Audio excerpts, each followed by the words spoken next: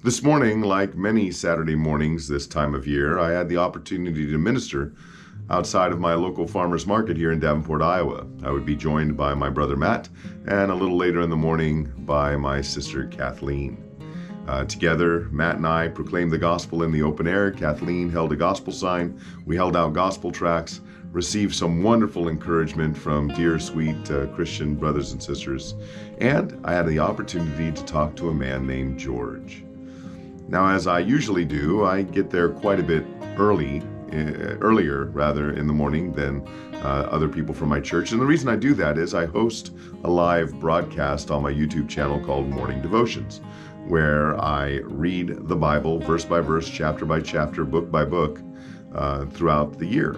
This is year number 6 for that ministry. And so I conducted that broadcast, that Morning Devotions broadcast, and there was still some time before Matt would arrive around 8 o'clock. And so I spent some time praying for what we would do this morning, the ministry that we would engage in this morning. And as I was doing that, I noticed an older gentleman, certainly older than me, walking from the farmer's market across the street towards the corner where I had set up. His hands were full of groceries, and he had a large watermelon under one arm. Well, when he got to my corner, when he got across the street, he put everything down and just kind of bent over at the waist a little bit, trying to catch his breath. Seeing this, I called out to him and I said, "Sir, can I help you with that? Can I help you carry some of that to your car?" He thought about it for a moment, and then he accepted the offer. So I walked over to the man, picked up the watermelon, which appeared to be the largest and heaviest item for him, and together we made our way toward the parking lot where his car was parked.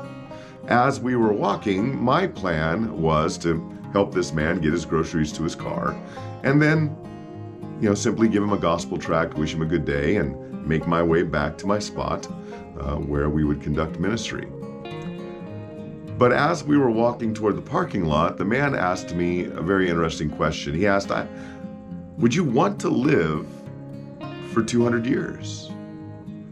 And it was that question that led to a wonderful gospel conversation with a very nice man by the name of George. Take a look. We'll say 200 years. So, would I like to live 200 years? Yeah. Live 200 years. That's a fascinating question. I think I would say no. I would rather be in the presence of the Lord. Yeah. That is not to say that I'm not grateful for the life I have or that I don't enjoy the life that I have. Sure. But I know that to be in His presence is far better. Yeah, absolutely. Bible says to be absent from the body is to be in the presence of the Lord. So if He gave me 200 years, I'd try to do my best not to complain and use it for His glory if I can. But if I was given a choice, I'd rather be with Him. So I'm still trying to figure out why our scientists and medical doctors and all the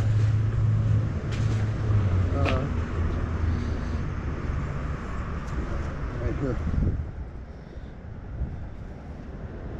are trying to change our DNA so that we can live longer. Well, I think there are several things involved in that, probably. But if I'm going to use the Scripture as my guide, I think there is. You want it on the floor? Yeah, that's right. I think there is a fear of death because man knows he's one day going to stand before God. Yeah. And I also think that there's no fear of God in their eyes. And so, we often look at the sin of Adam and Eve as the original sin, right? Mm-hmm. But there's actually a sin that preceded that, and that was the sin of Lucifer, who desired to be like God. Mm-hmm. And anytime we sin against God, certainly myself included, it is in that sin nature that we are, in a sense, saying, "I will be God." Just like Lucifer said, I will ascend to the Most High God. And Here's the other question. yeah, we're living in hell right here on this earth. Of all the diseases and the tsunamis that wiped out 16,000 people, all the birth defects and accidents, and we lost your arm, oh I'm sorry, now you're crippled, you can't walk. That's hell, right? well, That's you know, hell. I haven't even, my name's Tony, by the way, and you are? George. George, good to meet you, George. Again, with Scripture as my guide, I would say no. I would say that mankind in general, is hopeful that this is as bad as hell gets. Okay. So why do we have to, when we die, we go to another hell? Yeah. Well, again, we don't go to another hell. We go to an actual hell. Yeah. And why is that? Well, the reason for that is because God is holy and no sin can be in his presence. And because God is holy and righteous and just, he must punish that sin. Now, and some people hear that and they think, well, wait a minute now, telling a lie and murdering somebody, come on, both people are going to hell? And the answer is yes. And the reason for that is who the offense is against. George, if you were walking by and you're carrying that watermelon, and instead of offering to help you carry the watermelon, I decide, you know what, he seems pretty defenseless, I think I'm going to go punch him in the arm just for giggles, right? Lots of things can happen as a result. You could turn out to be the most powerful senior citizen on earth and lay me out. and when I wake up, I'll realize how stupid that was. Yeah. You could call the police, and the police could come, and maybe I get a citation or arrested for a simple assault. But the consequences for simply punching you in the arm probably aren't going to be that great, right? There might be something, but maybe not that great. Well, let's say the president decided to visit the farmer's market on his tour of Iowa, and he and his entourage and his security detail, they're walking across river, and I decide, you know what, I think I'm going to go punch the president in the arm, just for giggles. Yeah. If I survive the encounter, I'm not getting a ticket. I'm not just going to get punched in the nose by the president. I'm going to prison for a very, very long time. It's the exact same offense. The difference is who the offense is against. God is perfectly holy and righteous and just. So any sin against him, no matter how small in our eyes, is infinitely sinful to an infinitely holy God. And that's why the wages, as the Bible says, for sin is death. And the just punishment for our sins against him is eternity in hell, because he's perfect and he's holy, and we're not. I really don't believe that when we leave this planet, because I believe that we are living in a pure hell on this planet. So why would we go to another hell? Hell was designed to keep us in line, to put the fear of God in us, so that we would do better on this planet and do less sin. But George, if that were true, look how effective, or ineffective rather, that has been. Oh well. So from the time you were born, from the time I was born, the world has not improved. Mankind has not improved. We now have doctors, George, who took a Hippocratic oath to do no harm, that are lopping off body parts of children because their parents have convinced them they're not who they were created to be. Yeah. When you and I were growing up, the thought of that wouldn't have even made it into a horror movie, let alone medical practice. Yeah. So my question for you, George, then would be based on what you said is, what do you think's more important, what we believe or whether or not what we believe is true?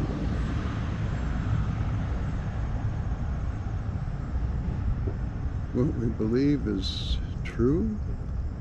That would be my assertion too, because in the end, it doesn't matter what we believe. What matters is whether or not what we believe is true. Right. You know, after I finish up doing ministry here today, if I decide to run over to the bank before it closes, and I decide to withdraw $1 million out of my account, and I fill out the withdrawal slip and I give it to the teller, and while we're not a tiny town, we are a small town, but still a big town, but my teller knows me.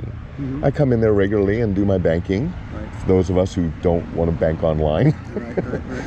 And she looks at me, she looks at the withdrawal slip, she looks at me, and she says, "Wow, Mr. Miano, $1 million withdrawal."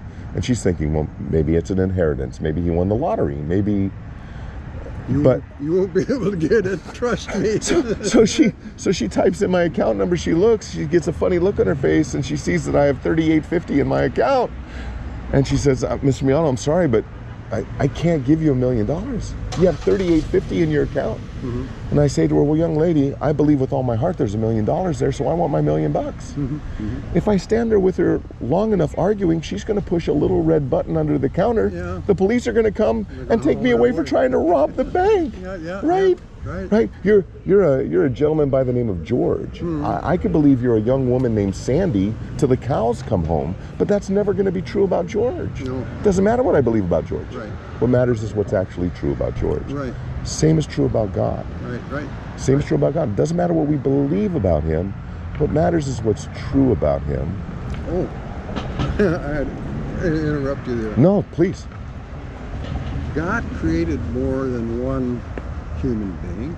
Yes, sir. Created There's at least two, huh? One star. Yes. More than we know.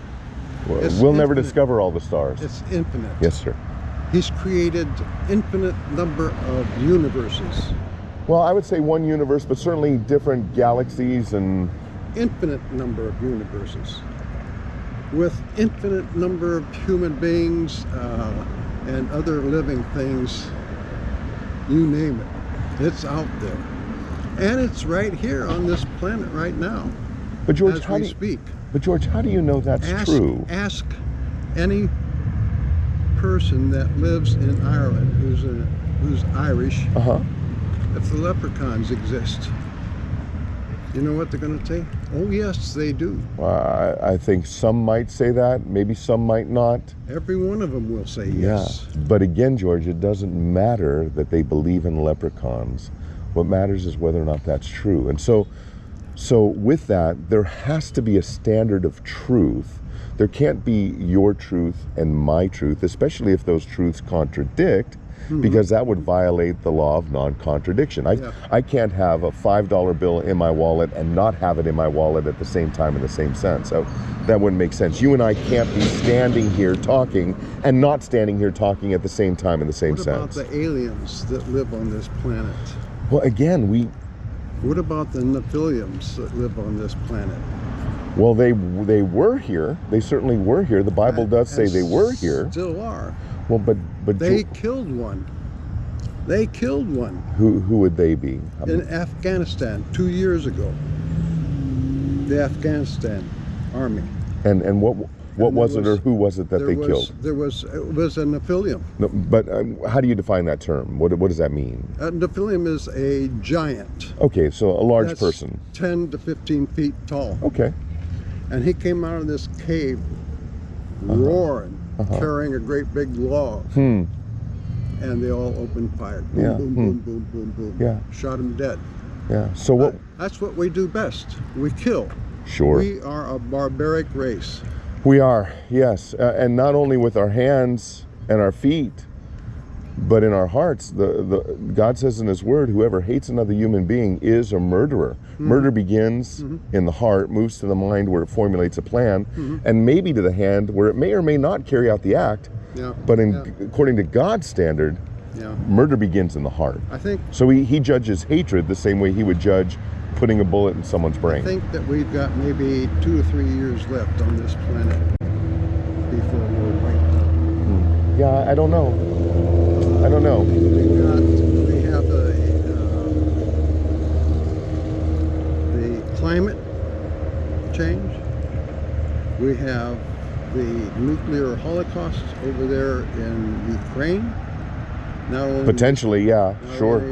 In Ukraine, but also in Japan. I was talking to a Japanese friend of mine who just moved here from New York, And he says, yeah, he says, the last earthquake that we had cracked one of our nuclear facilities, and its radiation is leaking into the ground. Sure. And it created a tsunami and wiped out 16,000 people. Yeah. And the list goes on. Sure. Our Earth is no longer spinning on a true axis like this. Going like this. And the list goes on and on and on and on. It's unbelievable what is on this planet, and especially where did we get our technology? Here's another question for you. Where did we get our technology? For millions of years, our knowledge was a straight line. Then back about, what, maybe 150 years ago, boom, shot straight up. How come? Because God allowed it. Oh, well, yeah. Yeah, because God allowed it. Oh, yeah. Because God allowed it. Yeah. Yeah, because God who created you and me is sovereign over all things. But even though God allowed it, where'd it come from? Well, it came from the minds that God has given human beings. That's where it came from. Right, but how... Discovery and invention and... How did it get there? I mean, we sent our kids to school, right? Yeah. So we can teach them, right? Uh-huh. Well, who taught us? Where did we get that knowledge? Yeah, our parents and their parents taught them, and their parents taught them, and God created man with knowledge, with the ability to learn. The aliens we have in captivity, we have, I think, 2 left from Roswell, and they have obtained a lot of information and a lot of knowledge from these aliens. The spaceship, in fact, they'll go back a little bit further. This was mega years, I don't know how long ago. There was a spacecraft that crashed the Earth, and it was aliens. And these aliens, maybe 3 of them survived. They made some tabloids or whatever, and put a message on them. And the message was, we were only able to decipher maybe 1 or 2 of the 5 that we found left behind, because they finally died out. And said to their people, do not bother coming here to rescue us. This is a barbaric race. They will shoot you on sight. They will kill you on sight. So, and look at all the gun violence. Oh, look at all the killings today. Yeah, because man is sinful. We never had that before. Well, no, we did. We did. A difference today, George, is that you and I have access to that information in a second. You know, a couple hundred years ago, we may not have had that access to that information at all, or it was coming very slowly by letter or by an occasional newspaper, you know, and then came radio and TV, and now we have the internet, and so we have access. You know, we have access at a moment's notice on our demand to get the details of all of that stuff. They have found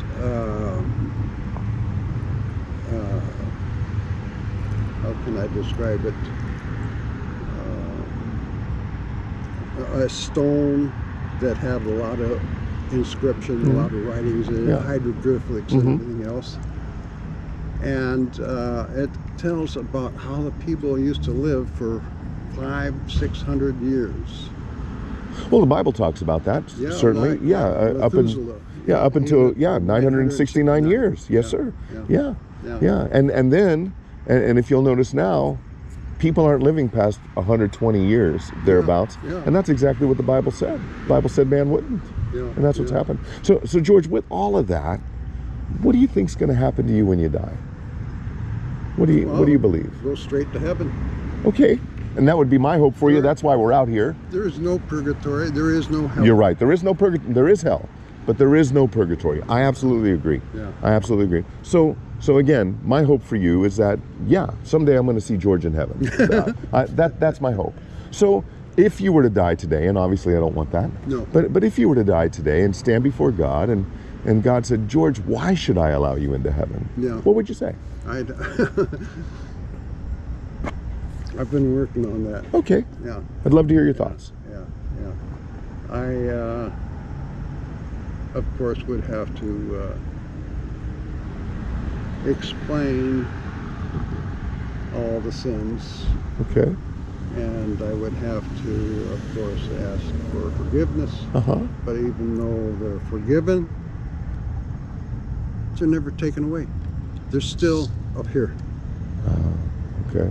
I mean, yeah, they're forgiven, but you're living with those sins. So is You God... can't get rid of those sins. Well, God could probably get rid of them George, and make them never happen, even though they did happen. so George, I don't remember every sin I've committed. I mean, I'm a bit younger than you, but I'm 58 years old. I've had some time on the planet. I can't remember every sin I've committed. Well, I do remember. I mean, I can think back to when I was 6 years old. Yeah. Mark Hughes Market in Lindor, Pennsylvania, Yeah. when I lifted a pack of gum Yeah, because I didn't have the 10 cents to pay for it, Yeah. and I stole that pack of gum.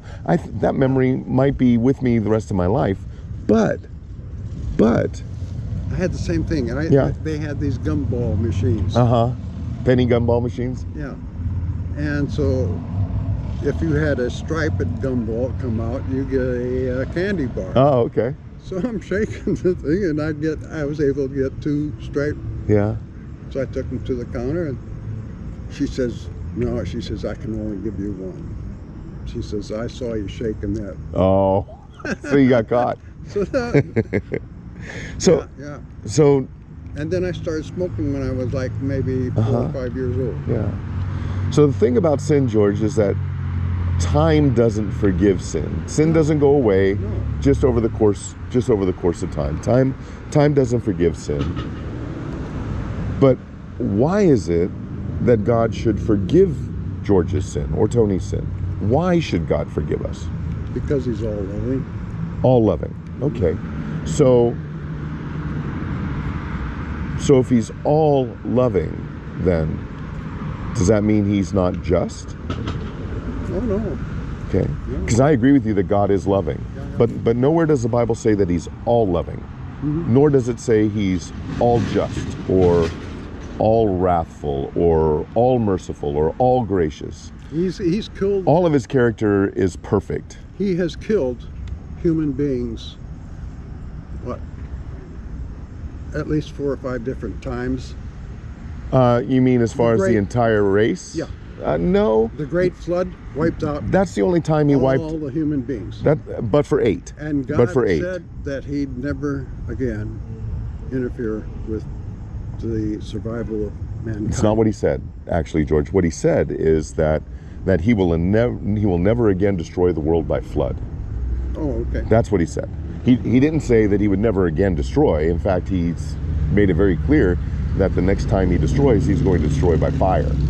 But he said that's why we have the rainbow. Yeah. It was an announcement of his covenant with Noah that I'm never again going to destroy the world by flood. You know, this goes back a long time, and I'm talking to this man, and I was busy fishing. I love to fish. And he said, you know, we are born 3 times. We are born by the birth of water and by the birth of fire, and I forget what the 3rd one was. But he says we have 3 births to go through. I didn't. Jesus said there's 2. We're born of flesh and blood, and born again in the Spirit. Jesus said, unless a man is born again, he will not enter the kingdom of heaven. And then Nicodemus, the Jewish leader that he was speaking to, said, well, can a man go back into his mother's womb and be born a second time? He didn't understand what Jesus was saying. Jesus wasn't talking about a second physical birth. Yeah. He was talking about a new birth spiritually. So we have the body, right? We have a soul, Yes. right? And we have a spirit, right? Well, there's debate on that. The difference between trichotomy, 3 parts, dichotomy, 2 parts, body and spirit. Certainly, again, when this body breathes its last, our spirit or our soul goes to be in the presence of the Lord. The soul does. The spirit goes back to God. Well, because that was a loner. He gave you that spirit, but it goes back to God. Yeah. So the thing about that is, though, George, is that the Bible talks about a great white throne judgment, when the sea will give up its dead, death and Hades will give up their dead, and they will stand before God to be judged. Right? And if those who are being judged, if their names are not found written in the book of life, they will be sent to hell for all eternity. That's what the Word of God says. The only way, George, for us to have our name written in that book of life is not by being a good person. It's not by saying we're sorry for the things we've done. It's not trying to work off our debt. The Bible makes it very clear that God the Father sent His Son to earth in the person of Jesus Christ, truly God, truly man, without sin. He lived a perfect life for some 33 years that George and Tony can't live for 33 seconds. Here's the other thing. They don't know what he did prior to that. Prior to what? Oh no, we know. Oh no, we do. We do know. When he was a little kid. From like 12 to 30. Yeah, the Bible doesn't speak about that. The Bible doesn't speak about that. Others have tried to add things to the Bible to talk about that, but the Bible doesn't speak about that. I don't. I'm sorry. What'd you want? She wanted change. Hey, ma'am. Come here. No. This is her first time, you know?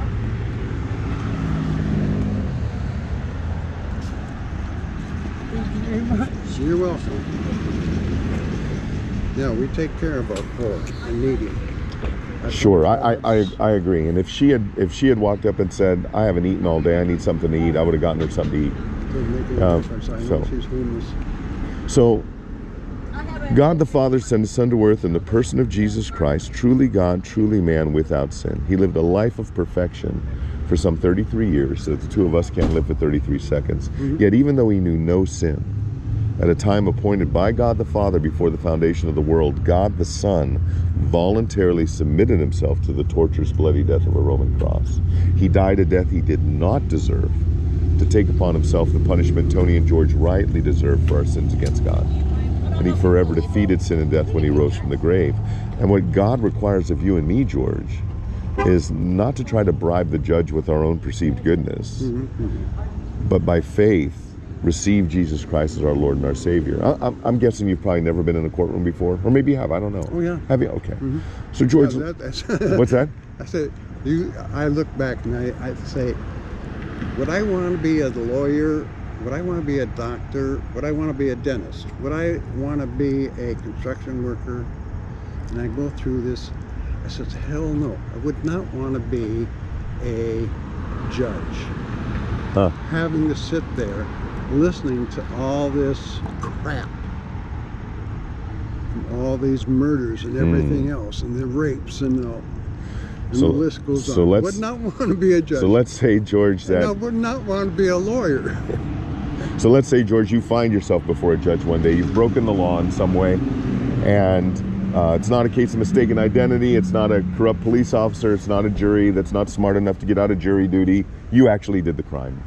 In fact, you even wrote out a confession, which doesn't show your innocence, it proves your guilt.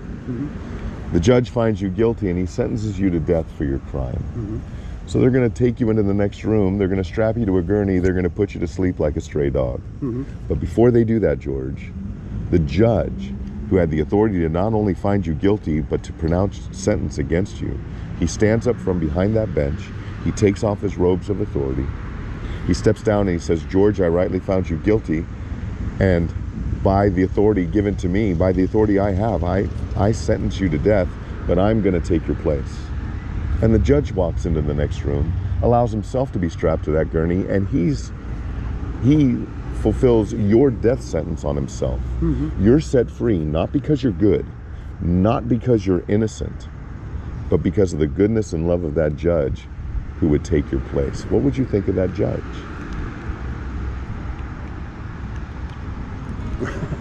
I think he's pretty crazy And to give up his life. and most of the world does, George. Give up his life? Most of the world does, George. Most of the world does, because that's exactly what God did. You don't want to give up your life. I mean, that is when you commit a suicide, and there's a lot of people, and the rate is going up. But when you commit suicide, that is a slap in God's face. I mean, Yeah, but what your Jesus, life is a precious gift. but what given to you by Jesus God. did on the cross wasn't a suicide. It was a sacrifice. You can sacrifice that. He gave himself up. A man who knew no sin, God in the flesh who knew no sin, sacrificed himself on behalf of sinners like you and me who do nothing but sin. And most of the world thinks that's crazy. Most of the world thinks that's crazy. But yet, God doesn't negotiate with sinners any more than a good judge negotiates with a criminal. No. He's provided one way for man to be reconciled to him, and that's through the gift of his son, Jesus Christ. Jesus said, I am the way and the truth and the life. No one comes to the Father but through me. There is but one way to be reconciled to God, and that is through faith in Jesus Christ. Oh yeah. And that would be my encouragement to you, George, Yeah, absolutely. that you turn from your sin and put your trust in Christ alone for your Oh salvation. yeah. I absolutely agree. God bless Thanks- you. Very good thanks for spending your time time. with you. Can I? What do you got here? Well, George, Oh, you, that's your camera. yeah, you'd be amazed at some of the things we run into out here and on the streets. Most of our interactions with people are really friendly like this, and sometimes they're not. So we. Where's Oh. Grace Fellowship? Do you know where the Walmart is off of West Kimberly? Walmart. West. Do you live here in Davenport? Yeah, yeah. How about Harlan's Restaurant? Yeah. Okay, Yeah. we're a stone's throw west of Harlan's Restaurant on Kimberly. Oh, okay. Yeah. Do you remember a place used to be called Club Mocan? Oh, yeah. We bought that building about 6 years ago. Oh, okay. Yeah. Yeah. Interesting. Huh. Well, I'm gonna let you get going, and got a couple of young people over there waiting for me. So, Well, good luck. hey, very good spending time with you, George. Yeah, Thank you same so here. much. God bless you. You have a great day. Yep. All right. Thank you, sir.